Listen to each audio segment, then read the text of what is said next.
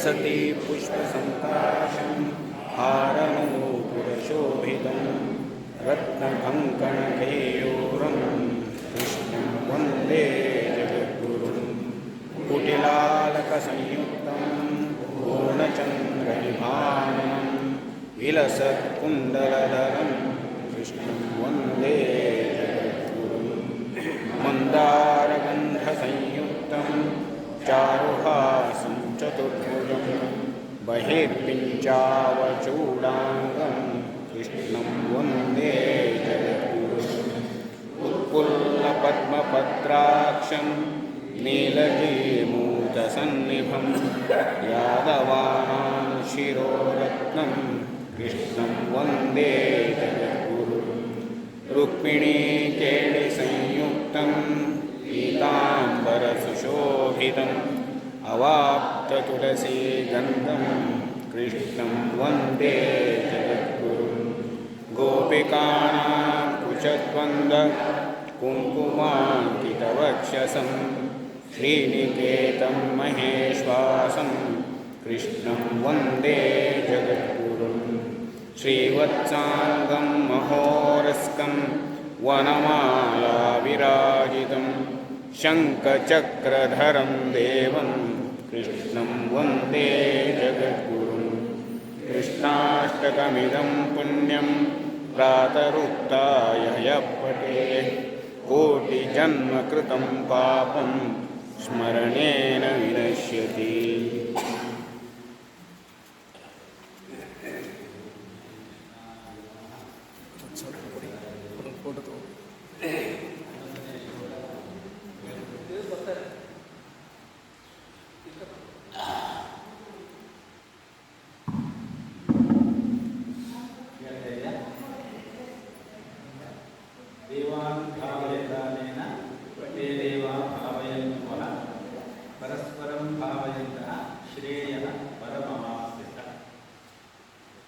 ಇದು ಒಂದು ಸೀರೀಸ್ 9ನೇ ಶ್ಲೋಕದಿಂದ 16ನೇ ಶ್ಲೋಕದವರೆಗೆ 8 ಶ್ಲೋಕಗಳು.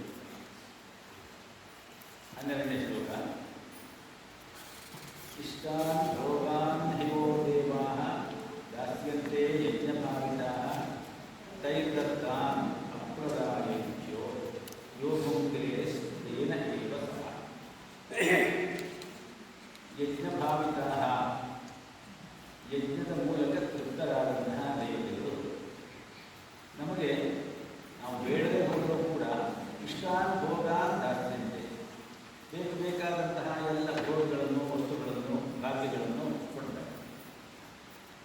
ತೈರ್ದತ್ತಾನ್ ಅಪ್ರದಾಯೇಭ್ಯೋ ಹಾಗೆ ನಮಗೆ ದೇವತೆಗಳ ಮೂಲಕ ಬರುವಂತಹ ಇಲ್ಲಿ ದೇವತೆಗಳು ಅಂದರೆ ಪ್ರಕೃತಿ ಮಾತೆ ಕೊಡೋದು. ಆ ಪ್ರಕಾರವಾಗಿ ದೇವತೆಗಳ ಮೂಲಕ ನಮಗೆ ಬಂದಂತಹ ಎಲ್ಲ ಭೋಗಗಳನ್ನು ಯಾವ ಪುರುಷರು ಅಥವಾ ಯಾರು ತಾವೇ ಅದನ್ನು ಇಟ್ಟುಕೊಂಡು ಇನ್ನೊಬ್ಬರಿಗೆ ಸ್ವಲ್ಪವನ್ನೂ ಕೊಡದೆ ತಾವೇ ಅದನ್ನು ಭೋಗಿಸ್ತಾರೋ ಯೋ ಮುಂದೆ ಸ್ಥೇನ ಏವ ಸಹ ಅಂಥವರನ್ನು ಕಳ್ಳರು ಅಂತ ಹೇಳ್ತಾರೆ. ಪರಸ್ಪರಂ ಭಾವನೆಯಂತಹ ಧ್ಯೇಯ ಪರಮವಾದ ಅನ್ನುವುದಕ್ಕೆ ಇದು ಅನ್ವಯ ಆಗುವಂತಹ ಒಂದು ಶ್ಲೋಕ. ಇಲ್ಲಿ ಯಜ್ಞ ಅಂತ ಹೇಳೋ ಕೊನೆಯಲ್ಲಿ ಅದನ್ನು ವಿಚಾರ ಮಾಡ್ತಾರೆ. ಶ್ಲೋಕದ ಅರ್ಥ ಅಷ್ಟನೇ. ಯಜ್ಞದಿಂದ ಪರಿಭಾವಿತರಾದಂತಹ ದೇವತೆಗಳು ಯಜ್ಞವನ್ನು ಯಾರು ಮಾಡ್ತಾರೋ ಅವರಿಗೆ ಬೇಡದಂತಹ ಅಥವಾ ಬೇಡದೇ ಇರುವಂತಹ ಎಷ್ಟೋ ಭೋಗ ಭಾಗ್ಯಗಳನ್ನು ಕೊಡ್ತಾರೆ. ಅಂತಹ ಭೋಗ ಭಾಗ್ಯಗಳನ್ನು ನಾವು ಸಹಮಾನವರೊಂದಿಗೆ ಹಂಚಿಕೊಳ್ಳದೆ ನಾವು ಮಾತ್ರವೇ ತಿಂತೀವಿ ಅಂತಂದರೆ ನಾವು ಕಳ್ಳರು. ಇದು ಕೃಷ್ಣನ ಸಂಪೂರ್ಣವಾದಂತಹ ಆದೇಶ ನಮಗೆ. ಅಂದರೆ 13ನೇ ಶ್ಲೋಕ ಹೇಳುತ್ತೆ ಯಜ್ಞಶಿಷ್ಟಾಶಿನಃ ಸಂತೋ ಮುಚ್ಯಂತೆ ಸರ್ವತೀ ವಿಷಯೈ ಭುಂಜತೆ ತೇ ತು ಅಘಂ ಪಾಪ ಯೇ ಭಜಂತಿ ಆತ್ಮಕಾರಣ. ಯಜ್ಞಶಿಷ್ಟ ಅಶಿನಃ ಯಜ್ಞಕ್ಕಾಗಿ ಉಪಯೋಗಿಸಿ ಉಳಿದಂತಹ ಅವಶೇಷ. ಸಾಮಾನ್ಯವಾಗಿ ನಾವು ದೇವರ ಪೂಜೆ ಒಂದು ಯಜ್ಞವೇ. ಆ ಪೂಜೆಗೋಸ್ಕರ ನಾವೇನು ಭಗವಂತನಿಗೆ ಸಮರ್ಪಣೆ ಮಾಡಬೇಕು ಅಂತ ಇಟ್ಟುಕೊಂಡಿರ್ತೀವೋ ಆಹಾರ ಪದಾರ್ಥಗಳು, ಅದು ಪೂಜೆ ಆದಮೇಲೆ ಭಗವತ್ ವಿಧೇಯತಾ ಭಾವನೆಯಿಂದ ಸರ್ವ ಸಹಭಾಗಿತಾ ಮನೋಭಾವನೆಯಿಂದ ಯಾರು ಅದನ್ನು ಸೇವನೆ ಮಾಡ್ತಾರೆ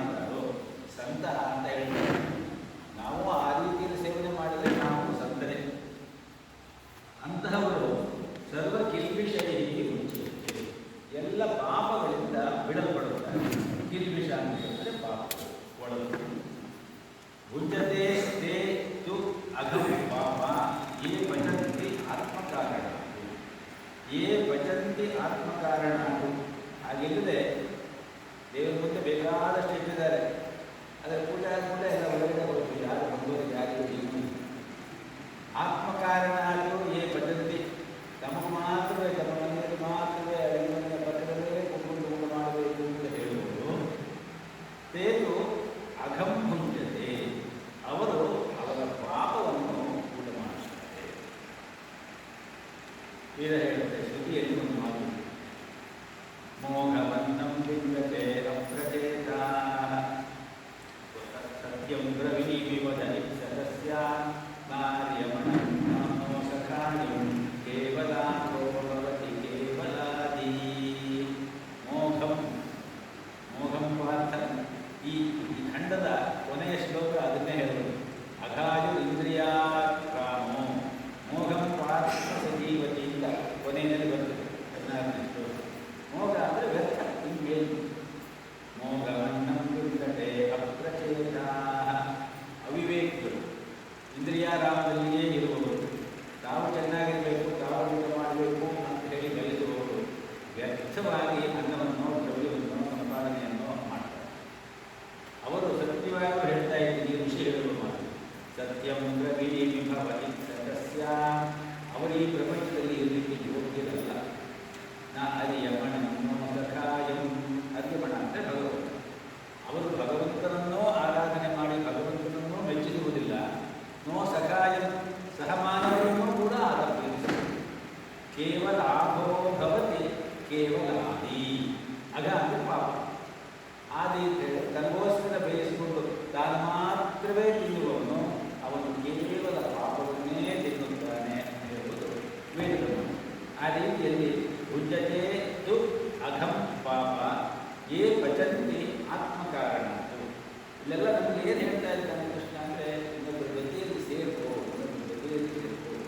ಒಬ್ಬ ವಿಶ್ವ ಜೀವನದ ಜೀವಾಂತ ರಂಗದಲ್ಲಿ ನಗು ನಗುತ್ತ ಬಾಳು, ತೆರಳು ಶಿವ ಸನ್ನಿಧಿ ಮುಗಿಯುತ್ತದೆ.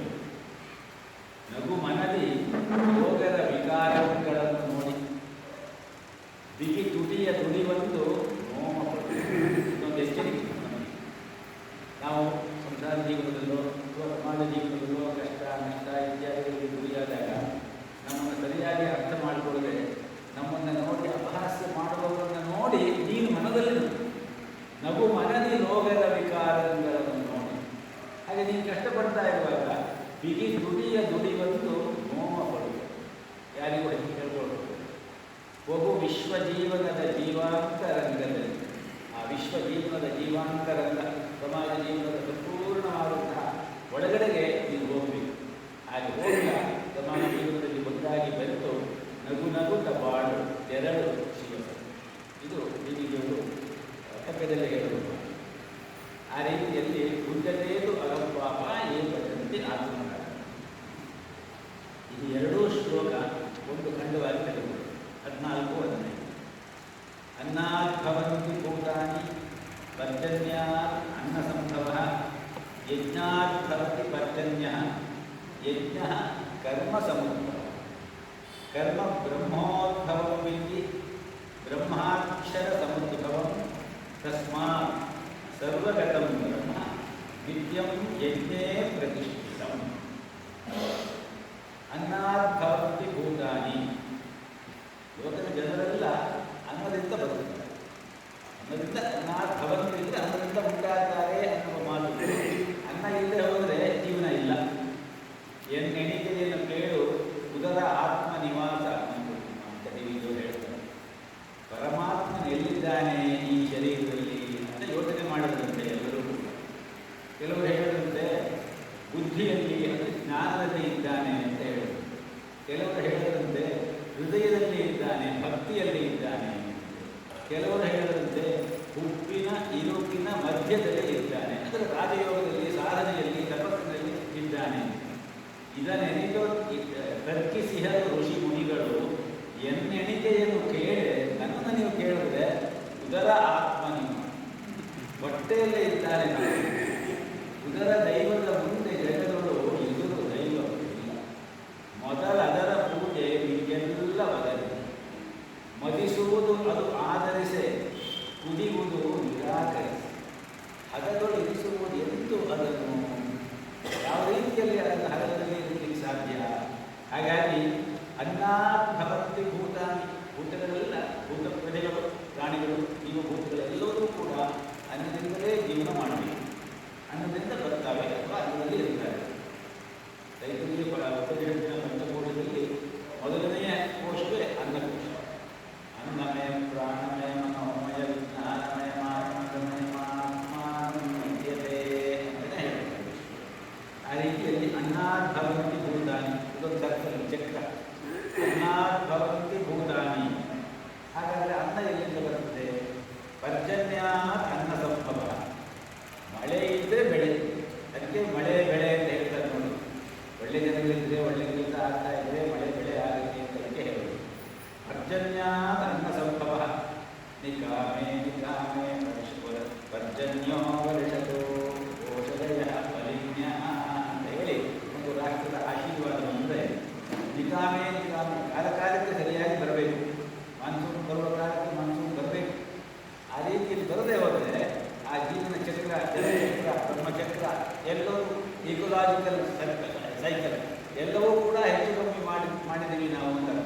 ಅದಕ್ಕೆ ಕಾರಣ ನಾವೇ ಅಂತ ಹೇಳ್ಬಿಟ್ಟು ಅದಕ್ಕೆ ಹೇಳ್ತಾರೆ ಕೃಷ್ಣ. ಹೀಗೆ ಪರ್ಜನ್ಯ ಅನ್ನ ಸಂಭವ. ಮಳೆ ಬಂದರೆ ಅನ್ನ, ಮಳೆಯಿಂದ ಅನ್ನ. ಪರ್ಜನ್ಯ ಹೇಗೆ ಬರ್ತದೆ? ಯಜ್ಞಾತ್ ಭವತಿ ಪರ್ಜನ್ಯ. ಯಜ್ಞಾರ್ಥಾತ್ ಕರ್ಮಣೋ ನಿರತ ಲೋಕೋಯಂ ಕರ್ಮಬಂಧನ ಅಂತೇಳಿ ಈ ಕರ್ಮಯೋಗದ ಪ್ರಾರಂಭದ ಶ್ಲೋಕ ಯಜ್ಞ ಪದವಾಗಿದೆ. ಆ ಯಜ್ಞ ಅದೇ ನಿಜವಾಗಿ ನಮಗೆ ಮಳೆಯನ್ನು ಕೊಡುವುದು. ಆ ಯಜ್ಞ ಅಂತ ಹೇಳಿಕೊಂಡೆ ಕೇವಲ ವೇದದ ಕರ್ಮಕಾಂಡದ ಮಂತ್ರ ತಂತ್ರ ಕಾಲದಲ್ಲಿ ನಾವು ಒಂದು ಪ್ರತಿಮಾತ್ಮಕವಾಗಿ ಪ್ರತಿಮಾ ರೂಪದಲ್ಲಿ ಹೋಮಿಸುವುದೇ ಅಗ್ನಿಯಲ್ಲಿ ಹೋಮ ಯಜ್ಞ. ನಾವು ಮಾಡುವ ಎಲ್ಲ ಕರ್ಮಗಳು ಕೂಡ ಭಗವಂತನನ್ನು ಮುಂದೆ ತಂದಿಟ್ಟುಕೊಂಡ್ರೆ ಅದೊಂದು ದೊಡ್ಡ ಯಜ್ಞ. ಆ ರೀತಿಯಲ್ಲಿ ಯಜ್ಞ ಭವತಿ ಪರ್ಜನ್ಯ. ಯಜ್ಞದಿಂದ ಮಳೆ ಉಂಟಾಗುತ್ತೆ. ಯಜ್ಞ ಹೇಗೆ ಮಾಡಬೇಕು? ಯಜ್ಞ ಅಂದರೆ ಏನು ಅಂತ ಕೇಳಿದರೆ ಯಜ್ಞ ಕರ್ಮ ಸಂಬಂಧ. ಯಜ್ಞವೆಲ್ಲ ಕರ್ಮಕ್ಕೆ ಸಂಬಂಧಪಟ್ಟಂತೆ ನಾವು ತಿಳುಕೊಂಡು ಮಾಡಬೇಕು. ಕರ್ಮ ಅಂತ ಹೇಳಿದ್ರೆ ನಾವು ಮಾಡುವ ಪ್ರತಿಯೊಂದು ಸಮಾಜ ಸೇವಾ ಕಾರ್ಯ. ಆದ್ದರಿಂದ ಆ ಕರ್ಮದಿಂದ ಯಜ್ಞ, ಕರ್ಮದಿಂದ ಕರ್ಮವನ್ನು ಮಾಡುವ ಪರಿಯಿಂದ ಆ ದೃಷ್ಟಿಯಿಂದ ಅದು ಯಜ್ಞ. ಅದು ಇಲ್ಲದೆ ಹೋದರೆ ಅದು ಕೇವಲ ಕರ್ಮ ಆಗಿದೆ. ಆದ್ದರಿಂದ ಯಜ್ಞ ಕರ್ಮ ಸಮುದ್ಭವ. ಕರ್ಮ ಬ್ರಹ್ಮೋದ್ಭವಂ ವಿಧಿ. ಕರ್ಮವನ್ನು ತಿಳಿದುಕೊಳ್ಳುವುದು ಯಾವುದು? ಹೇಗೆ ನಾವು ಯಾವ ಕರ್ಮ ಮಾಡಬೇಕು, ಯಾವ ತರಹ ಮಾಡಬೇಕು, ಎಲ್ಲಿ ಯಾವ ಕರ್ಮ, ಇದನ್ನೆಲ್ಲ ನಾವು ಬ್ರಹ್ಮದಿಂದ ತಿಳಿದುಕೊಳ್ಳುವುದು. ಬ್ರಹ್ಮ ಅಂತ ಹೇಳಿದ್ರೆ ಪ್ರತಿಗತರಾಗಿ ಈ ಪದದಲ್ಲಿ ವೇದಗಳು, ಸ್ಕ್ರಿಪ್ಚರ್ಸ್. ವೇದಗಳು ಅಂದರೆ ಶಾಸ್ತ್ರಗಳು, ಸ್ಕ್ರಿಪ್ಚರ್ಸ್. ವೇದಗಳಲ್ಲಿ ಕರ್ಮಗಳ ವಿಚಾರವಾಗಿ ಹೇಳಿದ್ದಾರೆ. ಕೇವಲ ಹೋಮ ಮಾಡುವ ಆ ಮಂತ್ರದ ಹೋಮ ಮಾತ್ರ, ಯಜ್ಞ ಮಾತ್ರ ಹೇಳಿಲ್ಲ. ಅಲ್ಲಿ ಇಷ್ಟಾಪೂರ್ತಂ ಪುರಾಣಾಯಮಾನಂ ವಿಶ್ವಂ ವಿಭಕ್ತಿ ಭುವನಸ್ಯ ನಾಭಿ ಅಂತ ಹೇಳಿ ಉಪನಿಷತ್ತು ಹೇಳುತ್ತದೆ. ಇಷ್ಟ ಕಾರ್ಯ, ಪೂರ್ತ ಕಾರ್ಯ ಅಂತ ಎರಡು. ಇಷ್ಟ ಕಾರ್ಯ ಅಂತ ಹೇಳಿದ್ರೆ ನಾವೆಲ್ಲರೂ ವೈಯಕ್ತಿಕವಾಗಿ ನಮ್ಮ ವ್ಯಕ್ತಿಗತವಾದ ಇಷ್ಟಗಳು ಹಾಗೂ ನಮ್ಮ ಸೀಮಿತವಾದ ಸಂಸಾರಕ್ಕಾಗಿ ಕಾಮ್ಯ ಸಂಕಲ್ಪದಿಂದ ಮಾಡುವಂತಹ ಕಾರ್ಯಗಳೆಲ್ಲ ಇಷ್ಟ ಕಾರ್ಯ. ಪೂರ್ತ ಕಾರ್ಯಗಳು ಅಂತ ಹೇಳಿದರೆ ಹೊರಗಡೆಗೆ ಬಂದು ಮನೆಯಿಂದ ನಾವು ಸಮಾಜಕ್ಕೆ ಏನು ಉಪಯೋಗ ಆಗ್ತದೆ, ಯಾರು ಇಲ್ಲಿ ನಿರ್ಧಾರಿತರಾಗಿದ್ದಾರೆ, ಯಾರಿಗೆ ಏನು ಆಗಬೇಕಾಗಿದೆ, ಅದಕ್ಕೆ ನಮ್ಮ ಕೊಡುಗೆ, ನಮ್ಮ ಯೋಗದಾನ ಎಷ್ಟು ಮಟ್ಟಿಗೆ ಸಲ್ಲುತ್ತದೆ ಅನ್ನೋದನ್ನು ತಿಳ್ಕೊಂಡು ಮಾಡುವುದು ಪೂರ್ತ. ಇವೆರಡೂ ಕೂಡ ಆ ಭಗವಂತನದೇ ಆದ ಇನ್ನೊಂದೇ ರೂಪ. ಇಷ್ಟಾಪೂರ್ತಂ ವಿಶ್ವಂ ವಿಭಕ್ತಿ. ಈ ಎರಡೂ ಕಾರ್ಯಗಳಿಂದ ಆ ಭಗವಂತ ವಿಶ್ವವನ್ನೆಲ್ಲ ತುಂಬಿಕೊಂಡು ಭುವನಸ್ಯ ನಾಭಿ, ಇಡೀ ಲೋಕದ ನಾಭಿ ಪ್ರದೇಶದಲ್ಲಿ ನಿಂತು ಎಲ್ಲವನ್ನೂ ಸರಿಯಾದ ರೀತಿಯಲ್ಲಿ ಅವಗಾಹನೆ ಮಾಡ್ತಾ ಇದ್ದಾನೆ ಅಂತ ಹೇಳಿ ವೇದ ಹೇಳುತ್ತದೆ. ಆದ್ದರಿಂದ ಆ ಕರ್ಮವನ್ನು ನಾವು ವೇದಗಳಿಂದ ತಿಳಿಯಬೇಕು. ಕರ್ಮ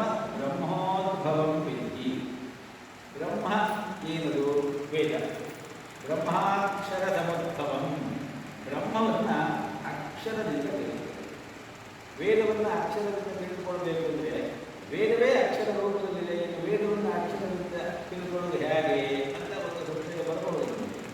ಇಲ್ಲಿ ಅಕ್ಷರ ಅಂತ ಹೇಳಿದ್ರೆ ಕ್ಷರವಾಗದೇ ಇರುವಂತಹ ಪುರುಷೋತ್ತಮ ಯೋಗದಲ್ಲಿ ಬರುವಂತಹ ಆ ಕ್ಷರ ಮತ್ತು ಅಕ್ಷರಕ್ಕೆ ಮೀರಿದ ಉತ್ತಮ ಪುರುಷ ಸ್ವನ್ಯ ಪರಮಾತ್ಮೇತಿ ಉದಾಹೃತ ಯೋ ಲೋಕತ್ರಯಮಾವಿಶ್ಯ ವಿಭಕ್ತಿ ಅವ್ಯಯಂ ಈಶ್ವರ ಅಂತ ಹೇಳಿ ಯಾವ ಪುರುಷೋತ್ತಮನನ್ನು ಹೇಳಿದ್ರು ಅವನೇ ನಿಜವಾದ ಅಕ್ಷರ ಸ್ವರೂಪ.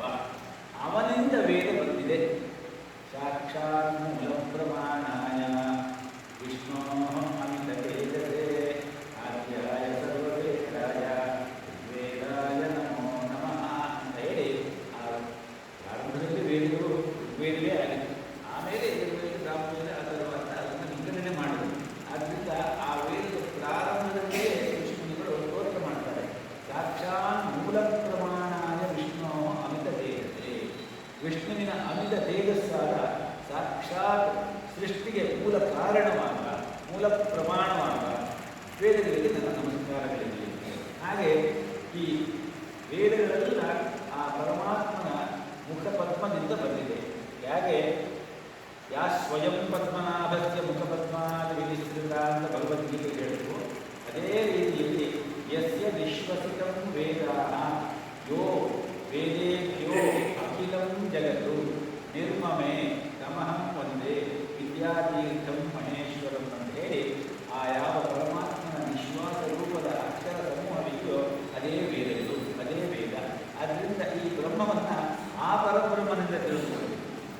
ಇದು ಬ್ರಹ್ಮ ಅಂದರೆ ಒಂದು ವೇದ, ಅಕ್ಷರ ಅಂತ ಹೇಳಿದ್ರೆ ಪರಬ್ರಹ್ಮ ವಸ್ತು, ಅವನಿಂದ ನಾವು ಅದನ್ನು ಬಂದಿದೆ ಅಂತ ಹೇಳಿ ಗ್ರಹಿಸಿ.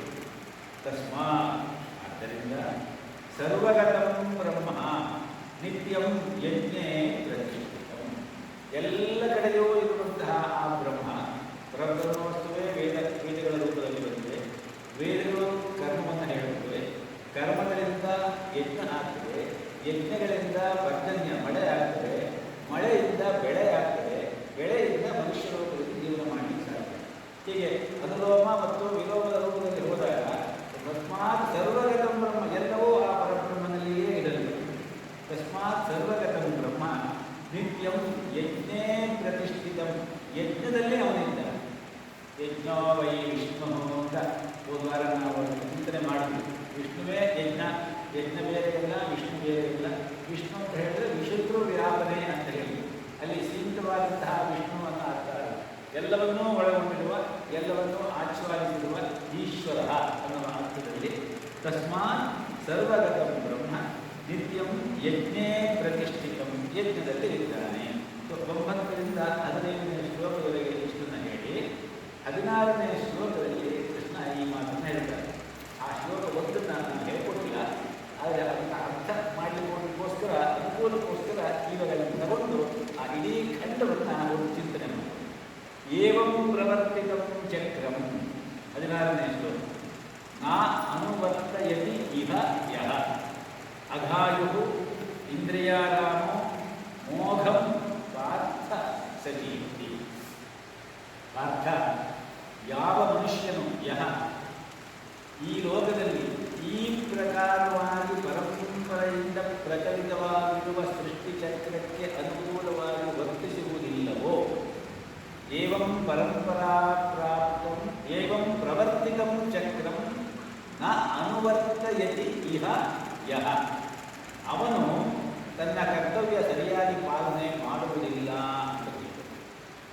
ಅವನು ಇಂದ್ರಿಯಗಳ ಮೂಲಕ ಕೇವಲ ಭೋಗಗಳಲ್ಲಿ ರಮಿಸುವ ಪಾಪ ಪುರುಷನಾಗಿ ತನ್ನ ಜೀವನವನ್ನು ವ್ಯರ್ಥ ಮಾಡಿಕೊಳ್ಳುತ್ತಾನೆ. ಇಂದ್ರಿಯಾರಾಮ, ಅಘ ಅಂದರೆ ಪಾಪ, ಮೋಘಂ ಅಂತ ಹೇಳಿದರೆ ವ್ಯರ್ಥ. ಸೊ ಇಂದ್ರಿಯಾರಾಮನಾಗಿ ಇಂದ್ರಿಯ ಭೋಗಗಳಲ್ಲಿಯೇ ಮುಳುಗಿದವನಾಗಿ ಇಂದ್ರಿಯ ಭೋಗಗಳಲ್ಲೇ ಜೀವನವನ್ನು ನಡೆಸಿದರೆ ಅವನೇನಾಗ್ತಾನೆ? ಪಾಪಿಯಾಗ್ತಾನೆ. ಪಾಪಿಯಾದಾಗ ಏನಾಗುತ್ತೆ? ಜೀವನ ವ್ಯರ್ಥ. ಅಘಾಯು ಇಂದ್ರಿಯಾರಾಮೋ ಮೋಘಂ ಪಾರ್ಥ ಸಜೀವತಿ. ಇದು ಒಟ್ಟಾರೆಯಾಗಿ ಈ 9ನೇ ಶ್ಲೋಕ. ಯಜ್ಞಾರ್ಥ ಕರ್ಮಣೋ ನ್ಯತ್ರ, 2ನೇದು ಸಹಯಜ್ಞ ಪ್ರಜಾಸೃತ್ವ, ಆಮೇಲೆ ದೇವಾರ್ಥಾವೇನ, ಅದಾದಮೇಲೆ ಇಷ್ಟಾಭೋಗಾನಿವೋ ದೇವ, ಅದಾದಮೇಲೆ ಯಜ್ಞಿಷ್ಟಾಶಿನ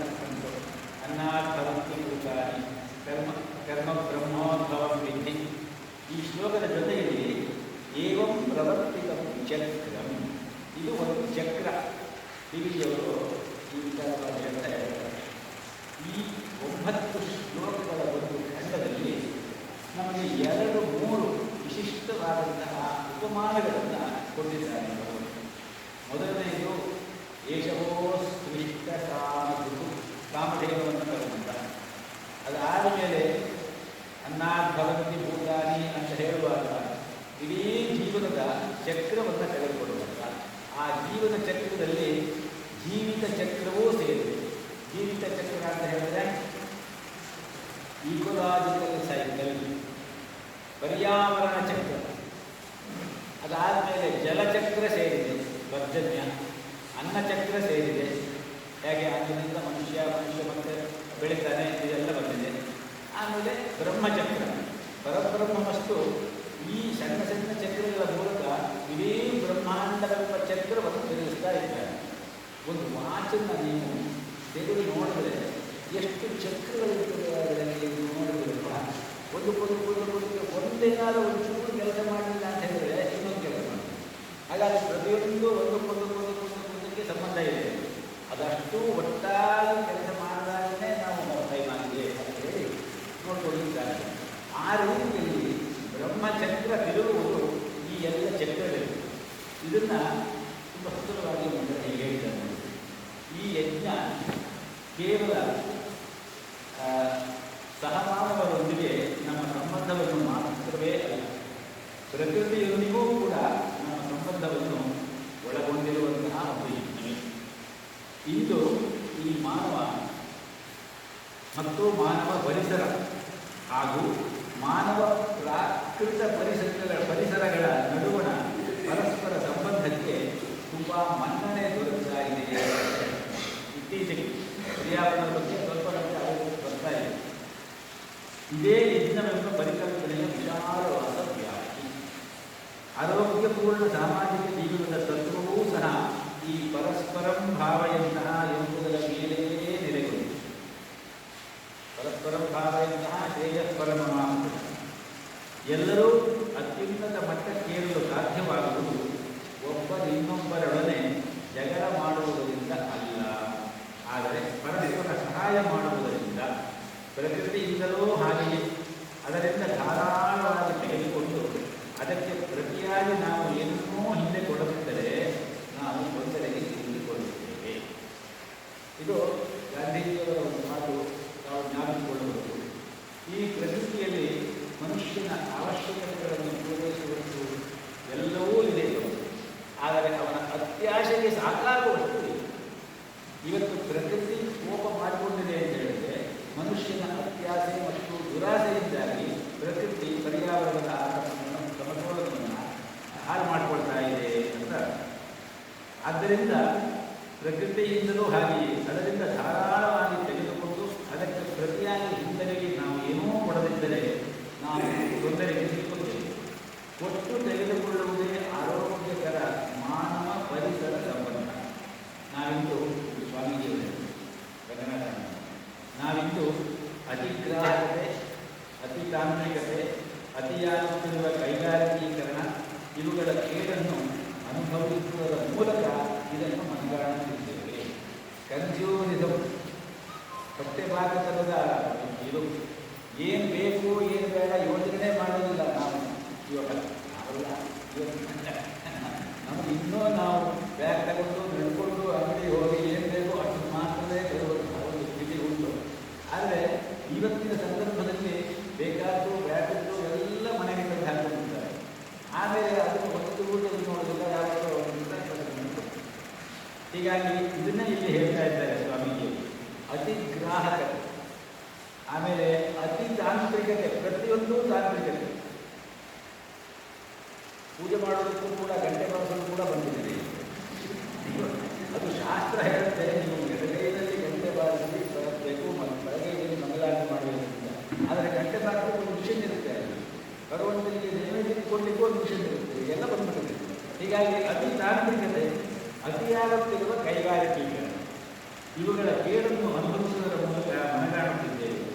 ಅಂತೆಯೇ ಸೂರ್ಯನಿಂದ ಬರುವ ಹಾನಿಕಾರಕ ಕಿರಣಗಳನ್ನು ನಮಗಾಗಿ ತಡೆದು ನಿಲ್ಲಿಸುವ ದೂರದ ಆ ಓಜೋನ್ ಪದರವನ್ನು ದುರ್ಬಲಗೊಳಿಸುತ್ತಿರುವುದನ್ನು ಕೂಡ ನಾವು ನೋಡಬಹುದು. ಹೀಗೆ ಮಾಡುವುದರಿಂದ ಇಡೀ ಪರ್ಯಾವರಣ ವಿಷಮಯವಾಗಿರುವುದನ್ನು ನಾವು ಅನೇಕ ಕಡೆ ನೋಡಬಹುದು. ಪರ್ಯಾವರಣ ಅಂತ ಹೇಳಿದಾಗ ಈ ಯಜ್ಞಕ್ಕೆ ಎರಡರ್ಥ ಅಂತ ಹೇಳಿದೆ. ಒಂದು ಹೋಮಿಸುವುದು, ಮಂತ್ರ ತಂತ್ರಗಳ ಮೂಲಕವಾಗಿ ರಿಚುವಲ್ ಬಗ್ಗೆ ನಡೆಸಿ, ಅದಕ್ಕೂ ವಿಶೇಷವಾದಂತಹ ಅರ್ಥವನ್ನು ಪ್ರಕೃತಿಯ ರಕ್ಷಣೆಯನ್ನು ಅದು ಮಾಡಬೇಕು, ಸರಿಯಾದ ರೀತಿಯಲ್ಲಿ ಮಾಡಬೇಕು. ಮಂತ್ರಗಳನ್ನು ಮಂತ್ರದ ಬಗ್ಗೆ ಒಂದು ಮಾತನ್ನು ಹೇಳ್ತಾರೆ. ಪ್ರಾದುರ್ಭಾವ ಅಂದರೆ ಹೊರಡುವುದು. ಮಂತ್ರ ನಮ್ಮ ಬಾಯಿಯಿಂದ ಹೊರಡುವ ಯಾವ ಫೋರ್ಸ್ ಇದೆ, ಆ ಫೋರ್ಸೇ ಕಾರಣವಾಗಿ ಉಂಟಾಗುವಂತಹ ವೈಬ್ರೇಷನ್ ಇದೆ. ಆ ವೈಬ್ರೇಷನ್ನ ಜೊತೆಯಲ್ಲಿ ಆ ಹೋಮ ಹವನಾದಿಗಳನ್ನು ಮಾಡಿದಾಗ ಅದಕ್ಕೆ ಬರುವಂತಹ ಫಲ ವಿಶೇಷವೇ ಬೇರೆ. ಅದನ್ನು ಮನೆ ಮಾತನಾಡುವಾಗ ಹೇಳ್ತೀನಿ. ಅಗ್ನೌ ಪ್ರಾಸ್ತಾಹುತಿ ಸಮ್ಯಕ್ ಆದಿತ್ಯ ಉಪಜಾಯತೆ, ಆದಿತ್ಯ ಜಾಯತೆ ವೃಷ್ಟಿ, ವೃಷ್ಟೇರನ್ನಂ ತತಃ ಪ್ರಜಾ.